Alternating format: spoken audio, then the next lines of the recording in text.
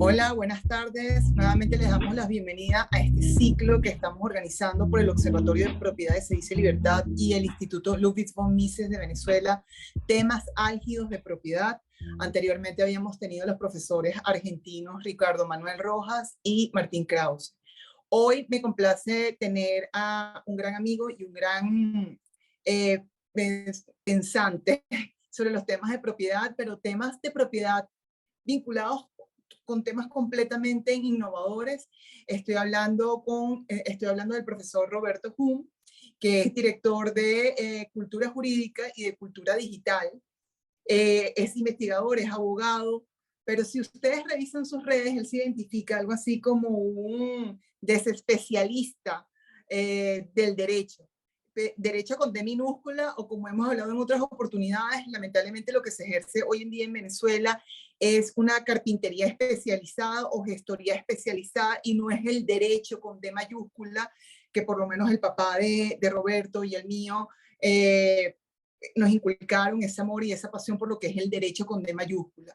El tema de hoy por el que vamos a hablar, la propiedad y la blockchain, es algo así como, será como la segunda o tercera oportunidad que Roberto habla de esto.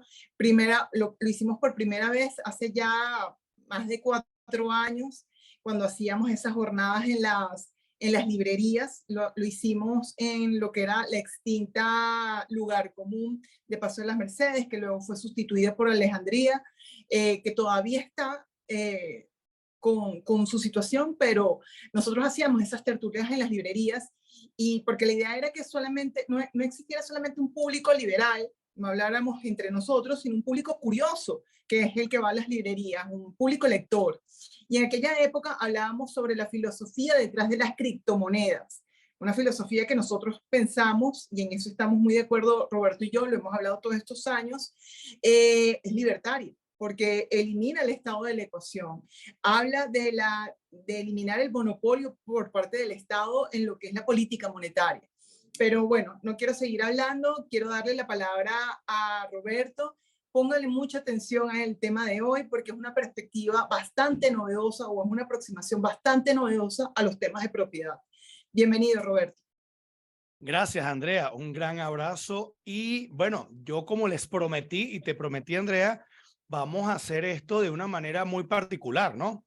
En el sentido de que nos vamos a olvidar de artículos y de leyes y de textos normativos, y cuando yo les diga ya vamos a estar casi listos para que vean esta presentación que les tengo preparada.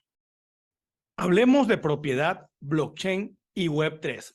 Pero antes de iniciar, quiero agradecerle al Observatorio de Derechos de Propiedad y a Andrea Rondón, a CEDICE y al Instituto Mises Venezuela. Como han podido ver, dije Observatorio de Derechos de Propiedad, es decir, plural. Y es por ello que puse propiedades y entre comillas y blockchain, y agregué la Web3. Y lo vamos a hacer en 4 actos. No podemos avanzar sin hacer unas recomendaciones y advertencias. La primera es sobre el alcance de esta disertación. No pretendo abordar a profundidad tan extenso tema. Vamos a hacer es un paneo general, que yo sé que a lo mejor va a haber ideas difíciles de entrar, pero para ello digamos, lo recomendado es hacerlo con pensamiento crítico. Es más, de aquí en adelante, no me vean de modo alguno como si yo estuviera lanzando alguna autoridad, porque ni lo soy, ni quiero serlo, ni tampoco citar ni imponer algo. Incluso sean escépticos de todo lo que yo vaya a decir, y que les invite estas reflexiones a ahondar a un poco más sobre estos temas. El primer acto. ¿En qué consiste este primer acto? Bueno, ¿por qué la importancia del tema? Es un paseo reflexivo por la idea de propiedad o propiedades y su futuro, o más bien será una deambulación. Y cuando digo una deambulación, pues porque voy a pasearme por varios temas que, si bien pudieran parecer aislados entre sí, tanto digamos por su contenido y los tiempos a los que los vamos a tratar, vamos a ver que al final van a ayudar a que cada uno de nosotros vaya llegando a su propia conclusión, porque esa es la idea, que cada uno de nosotros llegue a su propia conclusión. Digamos, este primer acto, vamos a hablar de la creación de la propiedad como derecho y como garantía. Vemos que en la historia de la humanidad básicamente siempre ha sido una aproximación primero en lo material, en lo asible, en lo fáctico y luego en lo jurídico, ¿no? Como derecho, como protegido por la institucionalidad del Estado en este caso o en el otro, digamos, la sociedad en general. Eso nos lleva a pensar la idea de autoridad, pero ¿qué autoridad es la que otorga la propiedad, la crea o la garantiza? ¿O vamos a entender la propiedad como una reacción, un producto natural, espontáneo de las relaciones sociales y luego el Estado o la autoridad que sea lo reconoce? ¿Quién la delimita? ¿Quién la fija o establece? O en casos de discordia, de diferencia, de falta de convenio, la dilucida esas diferencias. ¿Y qué tal si nos atrevemos a que no sea un quién, sino un qué? Objetivizando lo más posible la resolución de esos conflictos que pueda existir. Eso son divagaciones que estoy inicialmente presentándoles a ustedes. Resulta que existe desde mediados de la Edad Media esa idea de certeza y fe pública. ¿Por qué la menciono aquí? Porque vamos a identificar en estos tiempos la idea de registros públicos, un funcionario, un sello, y vamos a ir más allá y vamos a encontrar, tuve oportunidad en una oportunidad cuando estaba ahondando en el tema de derecho registral y notarial, que si bien había escribanos públicos, es decir, que representaban a la autoridad de la iglesia o de la monarquía, los había también privados, quienes se habían ganado, digamos, esa idea o ese reconocimiento de certeza o de seriedad en su función, era por eso mismo, por hacerlo bien, de manera transparente y que no daba lugar a dudas. En el tiempo, digamos, de pasada la Edad Media y llegamos a la Ilustración, y más específicamente en todo lo que tiene que ver con la Revolución Industrial, la idea de propiedad avanza un poco más a un contexto mucho más abstracto. No es solamente lo asible, lo material, sino también las ideas. Y de ahí empezamos a tener una idea, digamos, más clara de lo que sería la propiedad intelectual. Una propiedad que no se queda únicamente en eso que es asible, sino que va a la parte, digamos, de las obras literarias, los secretos y las invenciones, etcétera, etcétera. Esa idea o digamos ese brinco de lo asible a esto más abstracto que es la propiedad intelectual es la que yo quiero rescatar en un poco para entender de que hay otros niveles de abstracción mucho más allá, que sería el de la digitalidad, ¿ok? Más allá de lo físico asible, luego a lo inmaterial, intelectual, vamos entonces a pensar de que existe un plano más allá, que es el de la digitalidad. También es interesante e importante destacar cómo la idea de propiedad, incluso en eventos como la Declaración de los Derechos del Hombre y el Ciudadano, eventos o actos, estoy hablando del evento en el sentido en el que se da de la Revolución Francesa, y vemos cómo el artículo 2 señala expresamente que la finalidad de asociación política es la conservación de los derechos naturales e imprescriptibles del hombre, más allá de positivismo y superación del naturalismo. Pero el hecho es que la propiedad es uno que aparece como primordial. Vean que ni siquiera aparece la vida. Eso nos lleva a un tema bien interesante, que es de que, bueno, abraza también la idea de que es algo abstracto, inmaterial, pero también que si lo vemos como un derecho humano, un derecho fundamental, un derecho constitucional, que en efecto lo es, eso va a traer como consecuencia que su interpretación siempre va a ser progresiva. Es decir, que aquellas normas que por el contrario restrinjan la propiedad van a ser restrictivas, siempre va a ser en pro propiedad. Avanzando ya un poco más, y recuerdo una de las intervenciones espectaculares que hizo Martín Krause, que uno nunca deja de escaparse con John Locke, está allí, cuando él habla del propius, y el propius abarca, digamos, la idea de propius como propiedad, abarca la propiedad en esa dimensión asible pero también la vida y la libertad. Y entonces vemos la íntima relación que tiene la propiedad como idea, como derecho, como abstracción frente a la libertad. Es decir, no podemos quedarnos a la propiedad en esa dimensión primitiva y tribal de lo asible, únicamente lo que podemos poseer materialmente. Eso también nos lleva a la idea de identificar qué es lo mío, qué es lo tuyo, qué es lo nuestro, qué es lo que no es nuestro, que es de otros. ¿Para qué? Para identificar o para, digamos, atraer la idea de propiedad a lo que yo he llamado la propiedad como identidad.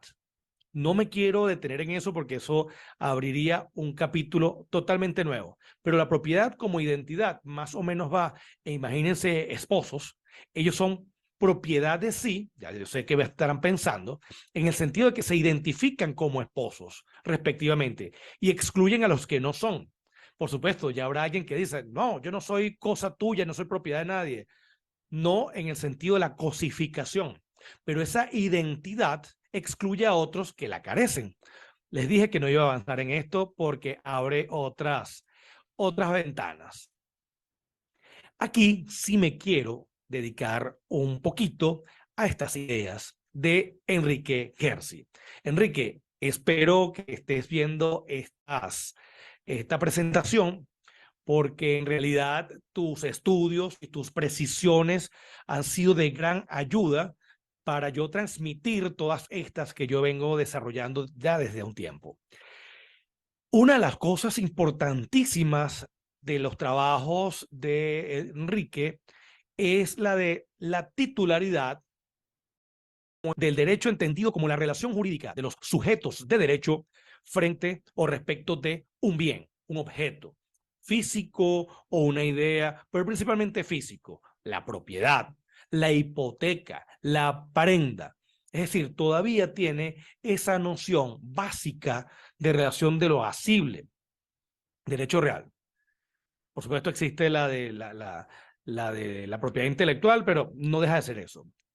Resulta que en el sistema del common law, cuando hablan de property rights, y nuevamente el profesor Gersi tiene unas disertaciones espectaculares sobre esto, tendemos a traducirlas no solamente lingüísticamente, sino también como institucionalmente, como derechos de propiedad. Entonces, eso crea que la barrera que existe entre derechos de crédito, derechos de personas y derechos personales y derechos de propiedad como derechos reales se acentúe más, que no es así en materia de derechos del sistema del common law. Y eso nos lleva a otra situación mayor, que es la de cuáles serían las fuentes, no del derecho, que también hay un trabajo aquí, sino las fuentes de la idea o del derecho de propiedad. En uno de sus trabajos y una de sus presentaciones magistrales, él señala de que esa visión que tenemos, digamos, del sistema y de la familia romano o romanística germánica continental, vemos como que el derecho o los derechos reales, entre los que se cuenta el de propiedad, es así, son ellos en virtud de la ley. Y la ley tiene una lista cerrada, es decir, un número clausus de esto es lo que es propiedad. Mientras que culturalmente la cultura jurídica de un pensamiento más del common law tiene una idea más de números apertus, es decir, que va a haber nuevos derechos reales que surgen, la fuente del derecho es la realidad espontánea de lo que está ocurriendo comercial, negocial, y en estos momentos digital. Estas reflexiones, que no me voy a detener, por supuesto, completas, los invito a que las ahonden ustedes. Vamos al segundo acto. Repensar lo jurídico, repensar la idea de autoridad, los sistemas normativos, la idea de legislación como producto político, por supuesto los conceptos de ilegalidad y aquellos incluso de alegalidad, fenómenos que no están regidos por los sistemas normativos legislados, sino otros sistemas normativos, que no por ello dejan de ser menos importantes o incluso no tan suaves como pretenden que el soft law, crean derecho en realidad. Importante también aquí, y esto lo traigo yo de otras intervenciones y colaboraciones que he tenido con otros profesores, hay que superar la idea de la cultura de la autoridad. No solamente la autoridad como una persona, incluso la ley, la autoridad de la ley. Porque vemos que las personas y las actuaciones, digamos, de las autoridades subjetivas, pero también incluso la legislación, muchas veces no se justifica a sí mismo. ¿Okay? La ley por el hecho de ser ley no necesariamente es justa, y cuando digo de justa es la justificación. Y no significa que estemos hablando de algo o posiciones de privilegios por encima de la ley, sino que vamos más allá de la idea de ley, nuevas calidades normativas. Eso nos lleva también, y quería asomarlo aquí, pero brevemente, la idea de la cultura del compliance, ¿no? Todos tenemos que buscar cumplir, cumplir, cumplir, o estar en cumplimiento o en acatamiento de ¿qué? De la ley, de regulaciones, la legitimidad, la legitimización, la legitimidad de las regulaciones o de la autoridad. Advierto muchos peligros que existen con esta idea de la cultura del compliance, que ya le dije a Andrea para ver si hacíamos una actividad sobre esto, porque me preocupa mucho el ciego acatamiento de la cultura del compliance. Pero entonces esta revolución va desde la neolítica a la revolución digital. Por supuesto está el Internet y Bitcoin. Y cuando hablamos de revoluciones, no hablamos de estas revoluciones políticas. Muchas de ellas, por supuesto, que han tenido efectos en el sistema de derecho constitucional y el ordenamiento jurídico interno de los estados, o qué entendemos como estado, pero a esas no nos vamos a referir, que si bien son importantes, vamos a dejarlas a un margen. Estas son las importantes: la neolítica, la comercial, la mercantil, la de la edad, la del vapor, la revolución industrial. ¿En qué sentido? De que surgen espontáneamente. El cheque, la agricultura, los barcos, las tarjas, el banco, el dinero, surgieron espontáneamente en estas épocas revolucionarias. No fueron impuestas, creadas por los estados y mucho menos por la legislación. Resulta que escuchamos muy a menudo la cuarta revolución industrial y que estamos en la cuarta revolución industrial. Y si afirmamos o se afirma de alguna manera que estamos en la cuarta revolución industrial, es porque había tres previas. ¿Y cuáles son? Bueno, la primera, la de la mecanización y el motor a vapor. Luego la producción en masa, la electricidad. Y luego la automatización, la electrónica y la computación. Entonces estaríamos en la cuarta revolución industrial, en la cual existe la inteligencia artificial, el machine learning. Estas últimas horas, semanas y días hemos estado muy metidos en la parte del chat GPT, pero el Big Data, Bitcoin, redes, etcétera. ¿Será que estamos entonces en una cuarta revolución industrial? ¿O por el contrario, estamos en una nueva revolución, la revolución digital? Yo voy más hacia esta línea de que esto es una revolución digital. Y vamos a ver por qué. Estamos en una era de descentralización. La descentralización para la validación descentralizada, validación de relaciones humanas que tienen contenido económico, político, financiero, médico, etcétera. El de las recompensas, eso nos lleva a estudiar teoría de juegos. John Nash, ganador del premio Nobel, habla y desarrolla la teoría de los juegos. Todas estas formas de toma de decisiones van basadas en mucha parte de teoría de juego. Hay formas de consenso descentralizado y por supuesto eso nos lleva a ideas de gobernanza policéntrica y sociedades algorítmicas. No podemos entonces entender las cosas de la misma manera como veníamos viendo. Y eso nos lleva al Internet y al famoso web. Y hay web 1, web 2 y web 3. ¿Qué significa web 1, web 2 y web 3? Bueno, web 1, porque ya que vamos a hablar de tecnología, es interesante saberlo. Web 1 era la Internet que solamente nosotros podíamos acceder y leer. Las primeras páginas de Internet las hacía alguien que ponía su contenido especializado y uno nada más leía. Luego viene Web 2, nosotros ya interactuamos con ella. Es un write, o sea, tú escribes allí.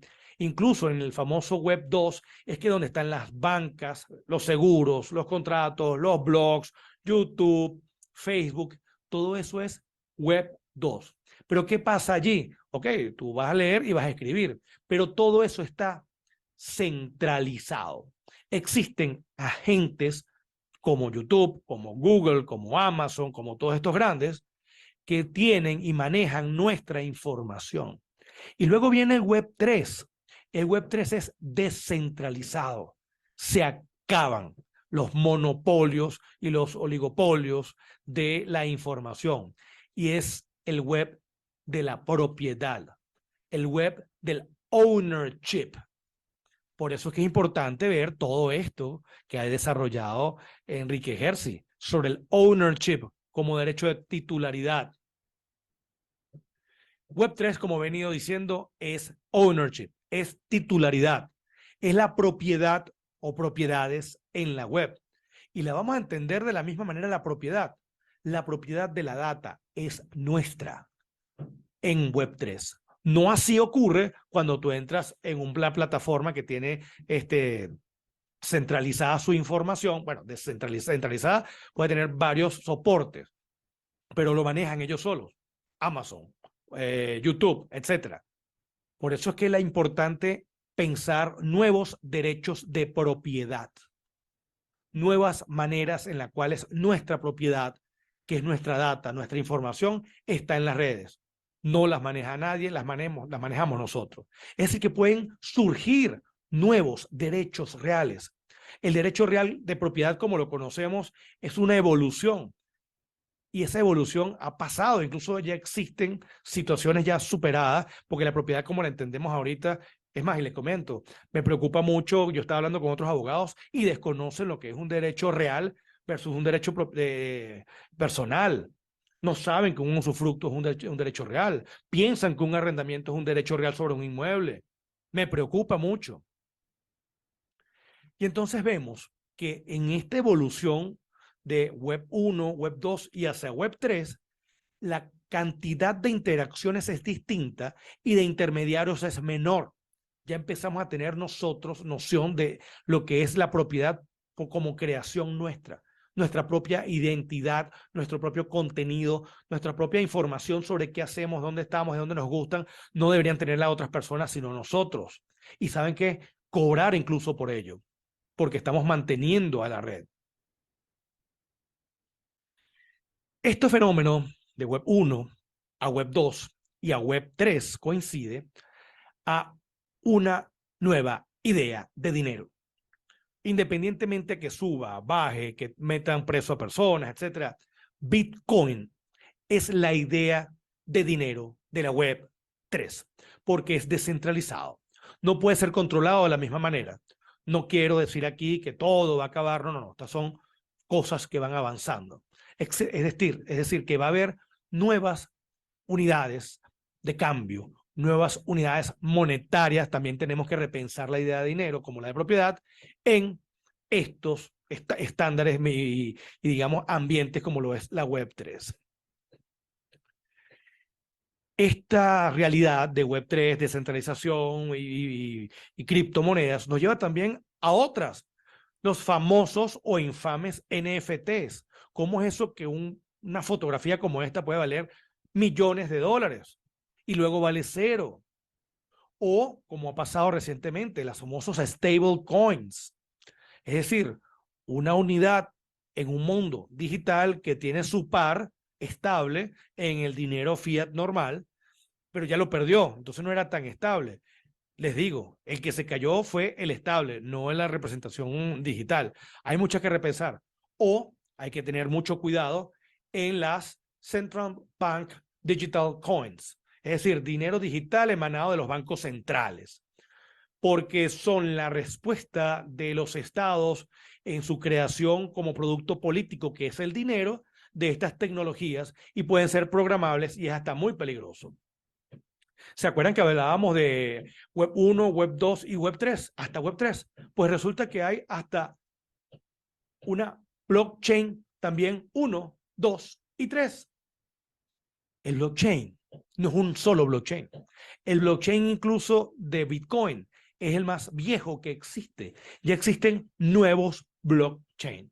Blockchain 1, blockchain 2, blockchain 3, también representados o ejecutados a través del uso de otras criptomonedas. No las voy a mencionar aquí para no enredarnos, pero vemos que ha avanzado Ya hablar de blockchain de manera general nos deja atrás de muchas cosas. Y eso nos lleva a que si tenemos nuevas monedas, nuevos web, hasta web 3, y también tenemos nuevas blockchain, también necesitamos una propiedad que también tiene sus riesgos, ojo, pero también sus atributos.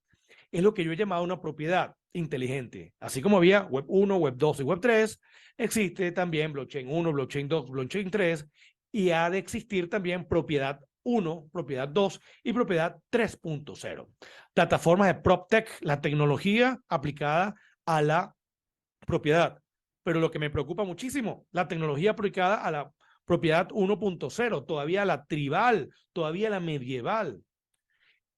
Hay que pensar incluso en nuevas ideas de propiedad como servicio. Tercer acto. Vamos a hablar de algunos casos prácticos.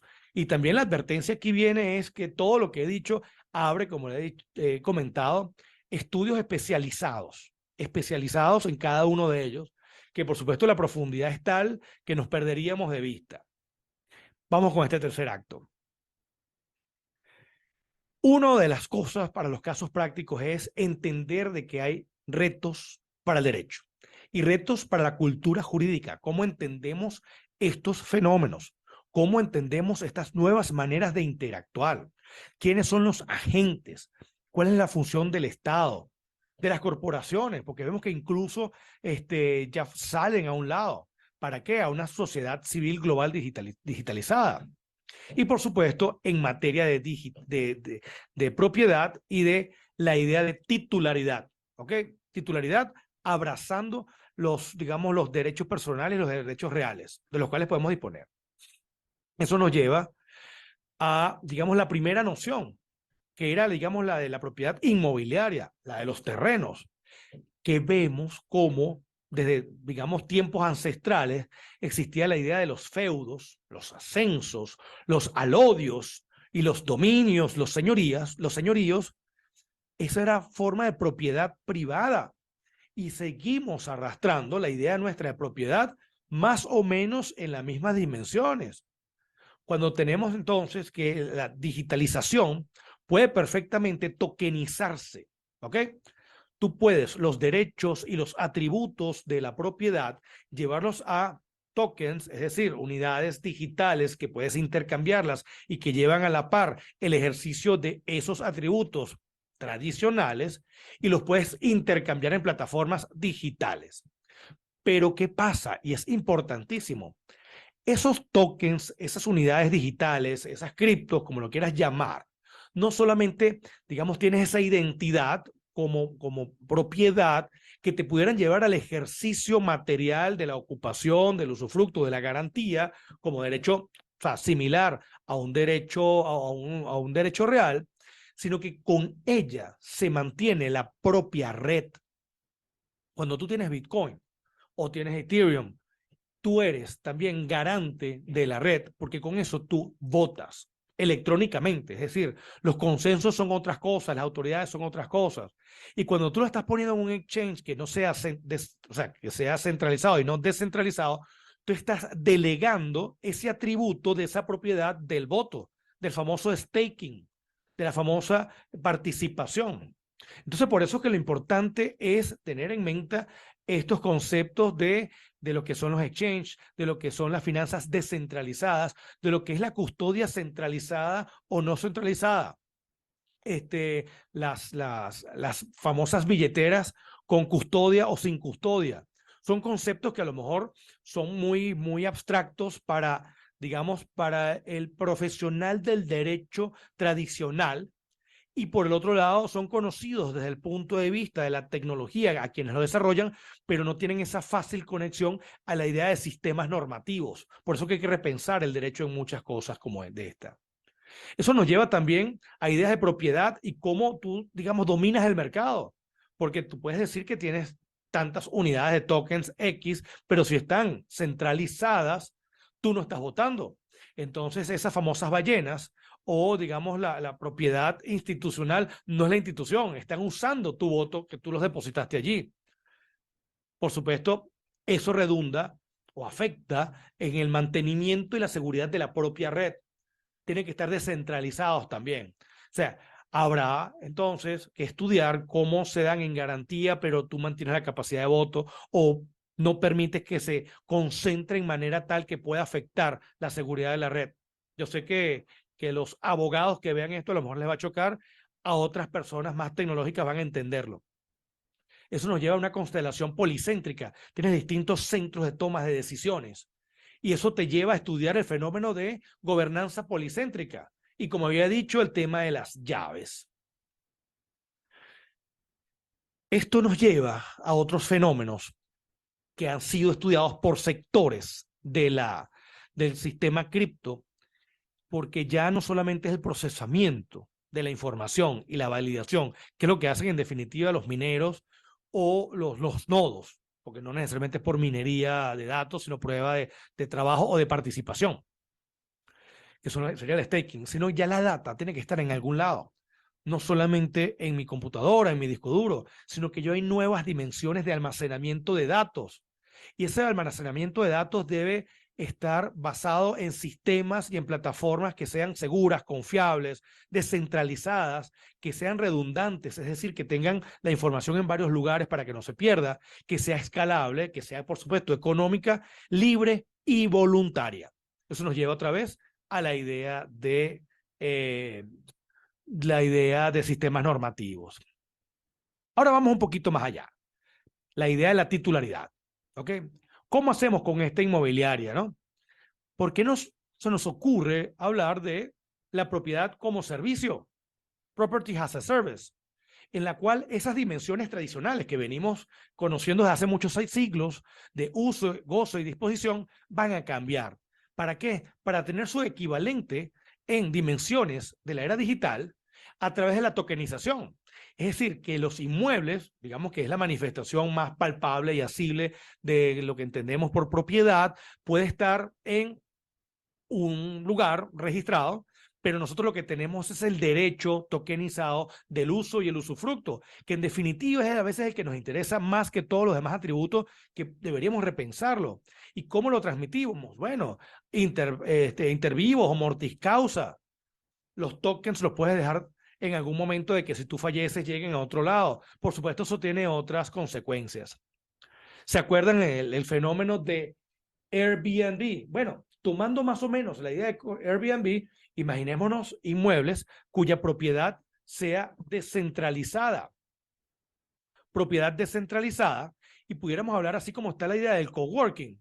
Imagínense ustedes un co-living, en la cual las personas lo que tienen es un derecho incluso vitalicio de uso de unidades premium, por decir así, hasta tu fallecimiento. Porque en definitiva, en nuestra cultura nos han dicho que uno debería tener un techo siempre para que nadie te vaya a botar de allí. Con esto tú puedes tener soluciones, porque tú puedes tener una capa en la cual tú siempre vas a tener un usufructo sobre unas unidades mínimas vitales.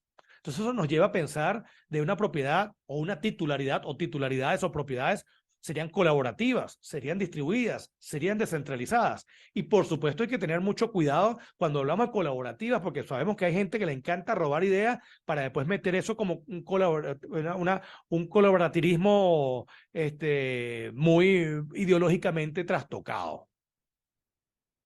Vámonos al caso, por ejemplo, de vehículos como servicio. A mí me fastidian los vehículos. Cónchale, el mantenimiento, el seguro, etcétera. ¿Por qué no tener, no una idea de leasing? Porque recordemos que el leasing o el arrendamiento es una relación de derecho personal y no real. Pero ¿por qué un fabricante, desarrolladores de vehículos no pueden ser, lo pueden tener en fideicomisos, por decir algo, y nosotros tenemos unidades de uso? Estaba hablando con el gran amigo eh, Juan Bolinaga, que me decía, Roberto, deberías hablar de las propiedades o la propiedad muta o cambia o desaparece. Sí, Juan, aquí tenemos el caso, por ejemplo, imaginémonos en materia de derecho mercantil que la nave sea de propiedad colaborativa, digital, y por supuesto los stakers, los participantes, sean también propietarios de esos tokens. Interesante.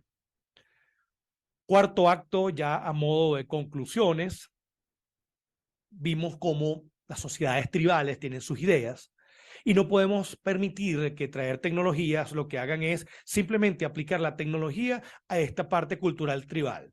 Debemos cambiar también nuestra mentalidad a una era de transformación digital. ¿Y qué pasa? Blockchain y Web3 son espacios ideales para creación de nuevos derechos de propiedades. Una propiedad inteligente con nuevas dimensiones y atributos que no necesariamente se van a identificar con los que tenemos. Nos dolerá mucho.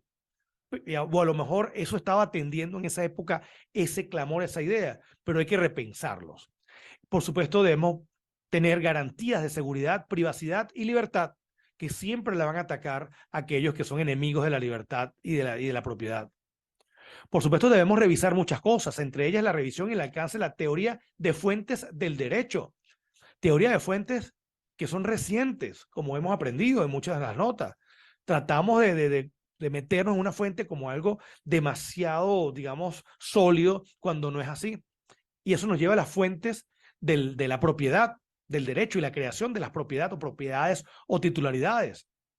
Hay que repensar la desregulación, deslegislación y la alegalidad. Hay fenómenos que están al margen de la legalidad en el sentido de fenómenos normativos creados como políticas de los estados.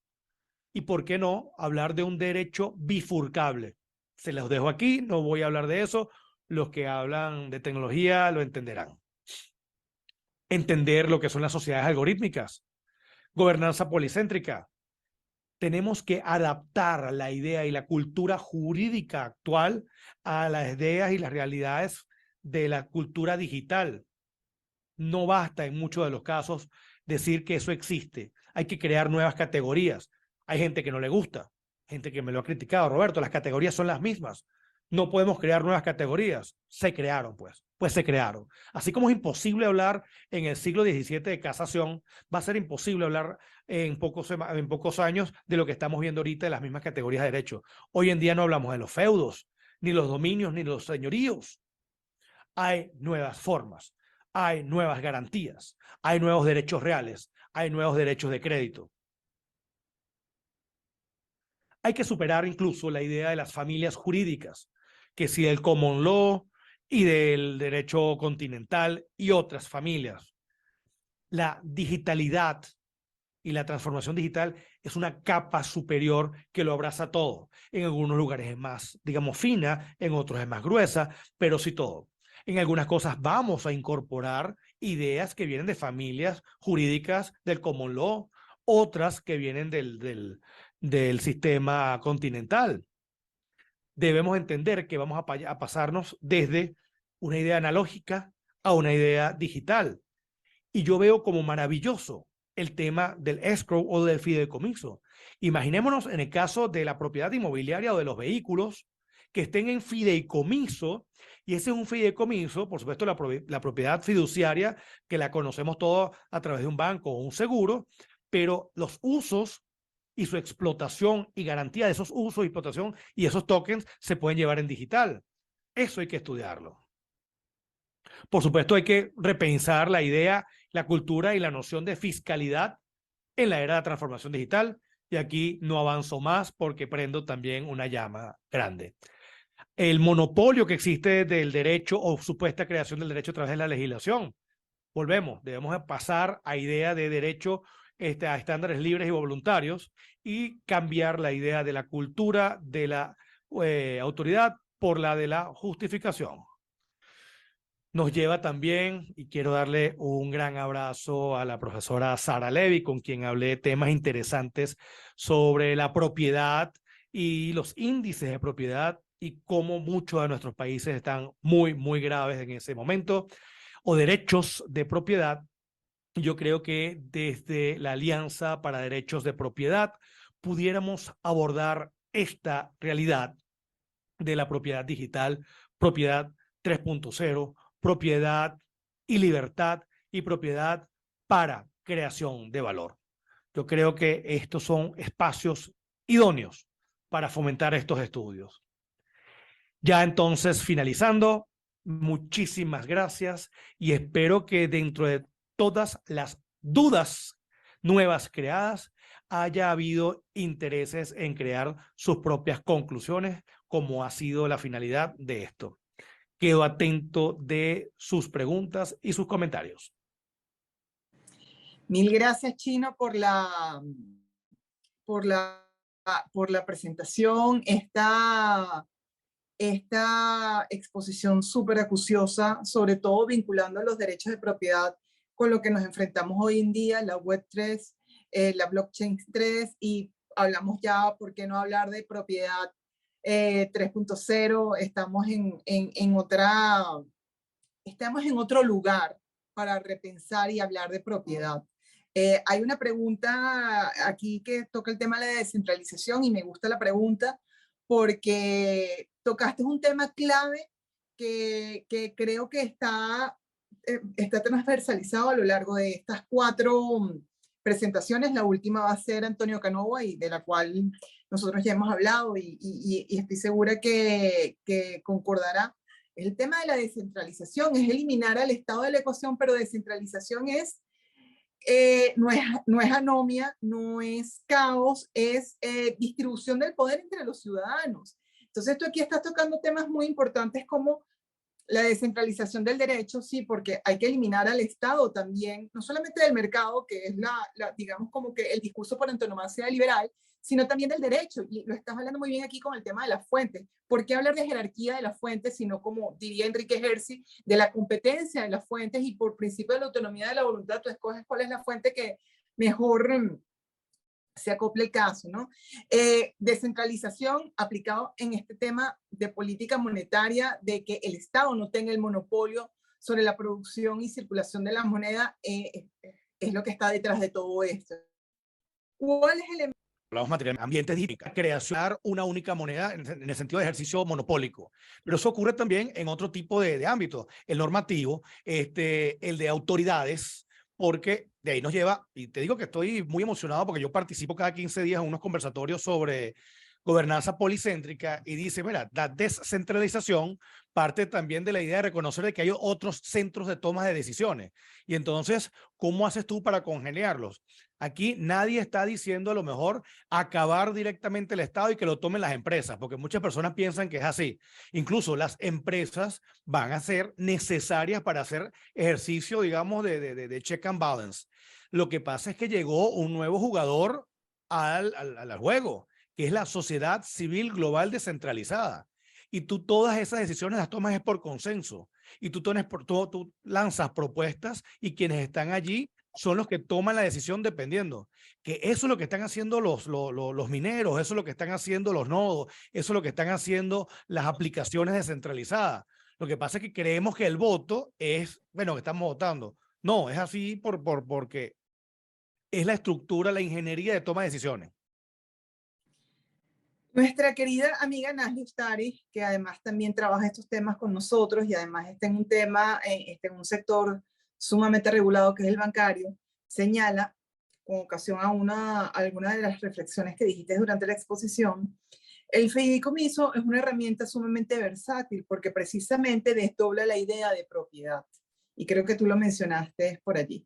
Sí, y casualmente la ventaja es, bueno, tan es así que ella lo escribió antes de que yo lo mencionara, que iba a referirlo allí, ¿no? El fideicomiso, date cuenta que fue una salida espectacular para un momento en la cual la idea de propiedad estaba como muy limitada, no podían hacer negocios X número de personas con este otro tipo de personas, y salió esta. Yo veo la idea de fideicomiso como un puente ideal entre lo que sería la propiedad netamente nacida y generada en un ambiente digital, pero digamos con esta realidad tradicional analógica. Yo pongo, por ejemplo, el caso de los inmuebles, ¿no?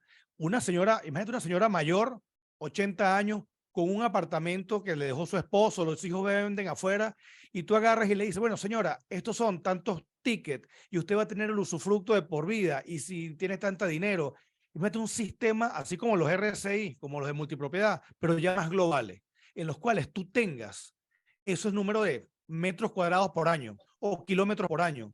Hay que repensar la idea de propiedad más en atención a tickets que sean también intercambiables. Interesante. Y es algo así como, eso redunda en calidad de vida. porque estos derechos no Sí, pueden totalmente. pensarse en algo que te siembre, te detenga en un único lugar. O sea, esto es dinámico. Bueno, me gusta poner, por ejemplo, el de los carros, el de los vehículos. Ahorita tú puedes, la tecnología te puede decir, Andrea, usted utilizó su vehículo 60.000 kilómetros al año. Eso más el gasto de gasolina, más el seguro, etcétera. Cada kilómetro, a los fines de este ejercicio, cada kilómetro le salió en $1. Usted va a pagar X cantidad de dólares al año. Entonces tú los tienes por adelantado.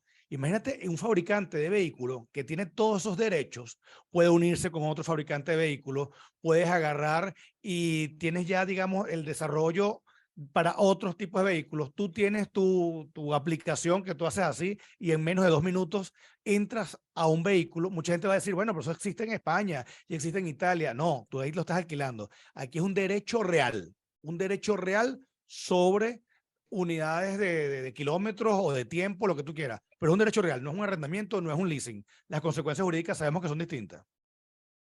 Interesante. Aquí hacen una pregunta también.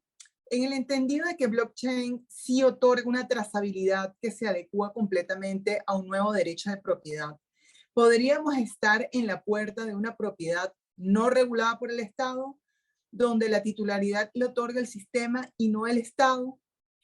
Aquí hay varias cosas interesantes que hay que desarrollar. Uno, hablamos de un nuevo derecho de propiedad, o por eso que lo pusimos entre comillas al principio, o un nuevo derecho real, o una nueva titularidad, tomando la línea de Gersey. Vamos a agarrar el derecho de propiedad 3.0 para tener el nombre que ya lo tenemos. ¿La propiedad existe porque el Estado nos las da? ¿O la propiedad existe porque nosotros la creamos, porque la pensamos o porque la trabajamos? Allí hay un tema bien interesante, que es, digamos, tenemos esa errónea idea de que el Estado es el que nos da la propiedad. Es así como decir, es bueno, el Estado es el que nos da la vida. ¿El derecho a la vida de dónde viene? El derecho a la vida viene por la natural venida del mundo. Igualito, el derecho de propiedad o la propiedad como fenómeno surge con independencia de lo que el Estado diga. Entonces, el hecho es que el Estado se pone todas estas cosas para poderte meter en tu cama, en tu bolsillo, para poder vivir de ti y tenerte expoliado y esquilmado todo el tiempo. Sí, la intención esta es nuevos derechos reales, nuevos derechos o titularidades al margen del Estado como un agente, digamos, de presión. Interesante. ¿Cómo van a ser las sociedades del futuro? ¿Cómo van a ser las ciudades inteligentes? La ciudad inteligente nada más basta con que tengan internet, agua. No. Nuevas formas de toma de decisión, nuevas formas de derechos reales, nuevas formas de participación en la toma de decisiones. Lo que llaman gobernanza policéntrica. Ya se nos está acabando el tiempo, ya yo siempre soy riguroso y trato de que no pasemos de la hora y tú fuiste súper puntual con tu charla de 40 minutos y algunos segundos. Súper agradecida. Unas palabras finales, sobre todo para los que se han conectado. Veo que muchos son abogados. Se agradece porque estos temas no son fáciles, porque Roberto les está diciendo, hay que repensar el derecho, hay que dejar atrás esa cultura jurídica de la que estamos acostumbrados en el pregrado y los estudios de cuarto nivel, y háblese todo lo demás. Uno mismo tiene que hace constantemente ese trabajo de qué es lo que vengo trayendo que lamentablemente no me permite avanzar en mi línea de investigación y en consecuencia que redunde en calidad de vida, no solamente por la circunstancia país. Olvidemos que estamos dentro de una patología, no, en general, ¿en qué puedo contribuir? ¿Qué palabras finales das para ya concluir? Mira, primero, atreverse a pensar distinto. ¿Por qué no atrevernos a pensar de que estamos equivocados y estábamos equivocados? A mí me he dado los últimos meses por leer, últimos 6 meses y ya lleva más de un año a leer cosas del medioevo, los juicios que eran totales aberraciones, o sea, lo que eran la Inquisición, los sistemas probatorios. Esa gente estaba convencida de que era así. O sea, ellos nos estaban haciendo el mal. Ellos creían que el derecho era aplicable así. ¿Por qué nosotros vamos a ser tan soberbios de pensar de que tenemos la razón en estos momentos? O sea, dentro de cuántos años no vamos a voltear y vamos a decir, wow, qué tribales y qué bárbaros éramos. en el año 2000 pensando que una mayoría vota por tal cosa. Es más, en el momento político. O sea, ¿hasta cuándo vamos a pensar de que las elecciones son que eliges a alguien que va a mandar? Wow, hay que la toma de decisiones. Y eso nos lleva a repensar las fuentes del derecho, la idea de normas, tienen que ser abiertas y libres y voluntarias. Yo sé que en muchas cosas yo me estoy en contracorriente, pero mi trabajo es, no, acuéstense esta noche y digan, ¿será que no tiene razón Roberto? Pero tampoco tenemos que ver, no tenemos la razón ahorita. Y el caso de Venezuela, date cuenta que no hice mención alguna del caso de Venezuela, porque estos son realidades globales. O sea, hace horas, cuando digo hace horas, ayer se lanzó ChatGPT 4. O sea, yo tengo una cosa de chat, es una cosa impresionante. O sea, es una realidad. Anteayer, pusieron a pasar al chat el examen de la barra de los Estados Unidos y quedó dentro de los mejores 10 que han tenido en la historia. Hace unos meses estaba dentro de los peores 10, o sea, estaba en el de abajo. Eso es una realidad. No, vamos a imponer las cosas. Estaríamos entonces casi que en una neoinquisición. O sea, wow. O sea, yo creo que el neoscurantismo tenemos que evitarlo. Y gracias, Roberto. Gracias a los que se han conectado. Agradecida siempre porque aceptas nuestras invitaciones.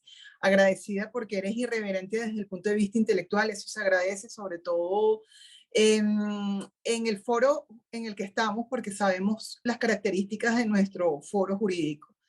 Y bueno, los invito a los que se han conectado. Creo que muchos han repetido, agradecida. Para la próxima semana tenemos ya la última presentación de este ciclo de temas álgidos de derechos de propiedad. Nuevamente, miércoles 4 de la tarde, el profesor Antonio Canova, que tiene un proyecto de vida de los últimos años sobre propiedad y educación. Entonces, agradecida con todos, de parte de CEDICE Libertad, del Observatorio de Propiedades CEDICE y del Instituto Ludwig von Mises de Venezuela. Gracias por conectarse y nos vemos en una próxima oportunidad. Gracias.